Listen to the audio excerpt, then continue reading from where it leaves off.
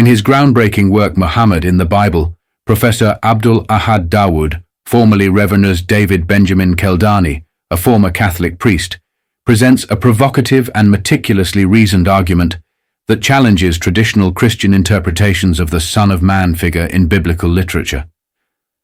According to Dawud, the title Son of Man has been misunderstood and misapplied over centuries, and he asserts that its true referent is not Jesus Christ, but rather the Prophet Muhammad. 1.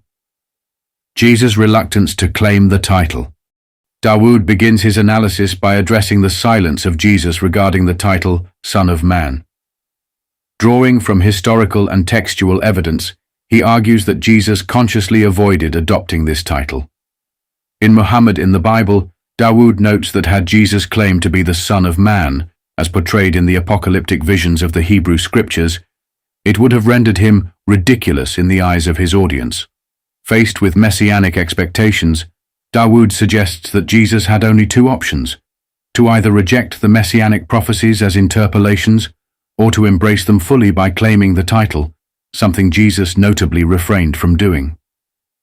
2. The Quranic terminology. A key theological point raised by Dawud is the distinction made in the Quran, where Jesus is never referred to as the Son of Man. Instead, he is consistently called the Son of Mary. Dawud interprets this linguistic choice as deliberate and meaningful. In his view, since Jesus was born of a virgin, he had no biological father, and thus could not be accurately described as the Son of Man. According to Dawud, this reinforces the argument that Jesus does not fulfill the criteria associated with the Son of Man in biblical prophecies. 3. Prophecies and apocalyptic visions. Perhaps the most controversial aspect of Dawud's thesis is his reinterpretation of biblical apocalyptic literature. He argues that the Son of Man described in texts like the Book of Daniel and other visionary writings more accurately describe the life, mission, and characteristics of Prophet Muhammad. From global impact and moral authority to the establishment of divine law and finality of prophecy, Dawud asserts that Muhammad uniquely fulfills these prophetic descriptions, traits which, he argues, are not fully manifested in the life of Jesus. 4. A historical reassessment. In the concluding sections of his book, Dawud posits that the early church engaged in what he terms a policy and cunning propaganda to align Jesus with the messianic expectations surrounding the Son of Man.